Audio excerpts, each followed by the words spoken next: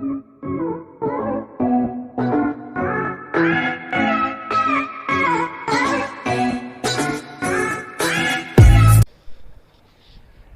Dear friends, मैं आपकी educator Swati. Today we are going to discuss about the difference between micro and macro economics. Micro and macro economics. Economics is the social science.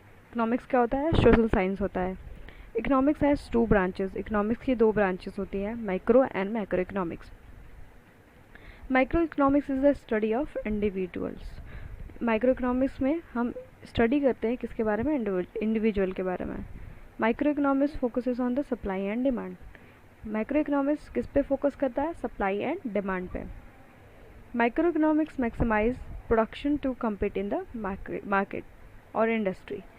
Micro economics में जो firms होती हैं industries में, वो क्या करती हैं? कम्पीट करती हैं एक दूसरे से with the help of maximising production. Production को मैक्सिमाइज करके वो कम्पीट करती है एक दूसरे के साथ। Economics is the social science that studies the production, distribution and consumption of the goods and services. Economics में हम किसकी स्टडी करते हैं? प्रोडक्शन, गुड्स कितना प्रोड्यूस होगा, कैसे प्रोड्यूस होगा, डिस्ट्रीब्यूशन, डिस्ट्रीब्यूट कैसे होगा मार्केट में, और कितना लोग कंज्यूम करेंगे, कंजप्शन से ये डील करता है। Economics generally divide micro economics into two branches, micro and macro economics. Micro economics is the study of individuals. By individual here I could mean the person, families and firm. यहाँ पर individual की जो study करता है उसमें क्या आता है? Person, families and firm. How they maximise their welfare. वो अपने वेलफेयर को कैसे मैक्सिमाइज करेंगे? विथ लिमिटेड कंस्ट्रेंट्स, लिमिटेड रोक रुकावट के साथ। अब वो कंस्ट्रेंट्स कौन कौन से हैं? पहले financial constraints, resources constraints and time constraints. Financial मतलब उन्हें फाइनेंस कौन करेगा, उनके रिसोर्स कितने रिसोर्स की अवेलेबिलिटी कितनी है। कभी कभी रिसोर्स की अवेलेबिलिटी कम होती है और टाइम भी कभी कभी कम होता है। तो ये तीनों चीज़ क्या है? एक तरीके की रुकावट है, कभी कभी ये बाधाएं डालती हैं।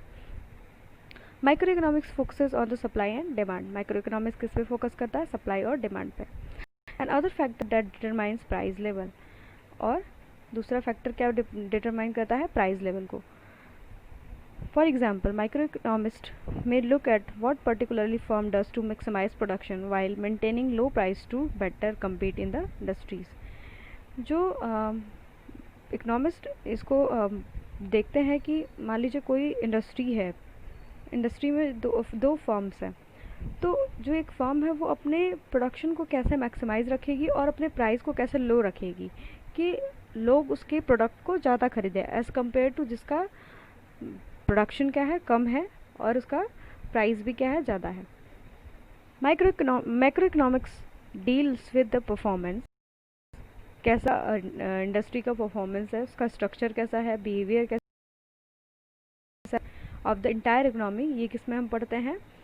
मैक्रो इकोनॉमिक्स में। मतलब मैक्रो इकोनॉमिक्स में हम क्या पढ़ते हैं? इंटायर इकोनॉमी को पढ़ते हैं, किसी भी कंट्री के इंटायर इकोनॉमी को। जैसा इंडिया के पूरे इंटायर इकोनॉमी को जब हम पढ़ेंगे तो उसमें क्या वो किससे डील करेगा? मैक्रो इकोनॉमिक्स पार्ट से डील करेगा।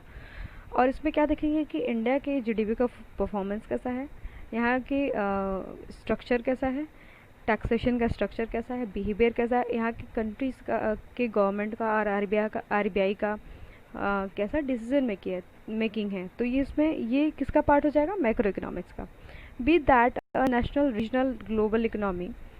और ये इसमें मैंने बता दिया आपको कि ये होता है नेशनल, रीजनल और ग्लोबल इकोनॉमी का पार्ट होता है। यानी किसी नेशनल मतलब इंडिया जैसे कंट्री और एक यूके जैसी कंट्री, तो ये क्या है? एक कंट्री है तो ये नेशनल लेवल पे हो गई। रीजनल लेवल पे जैसे मान लीजिए कोई रीजन है पर्टिकुलर, जैसे इस यूपी हुआ, कोई स्टेट हो गया, तो वो रीजनल लेवल पे। ग्लोबल लेवल पे तो आप जानते ही हैं कि पूरे वर्ल्ड की इकोनॉमी को भी इसके अंतर्गत ही पढ़ते हैं। इन macro we look at the issues such as GDP and how it is affected by the change in the unemployment, national income and rate of growth and price level.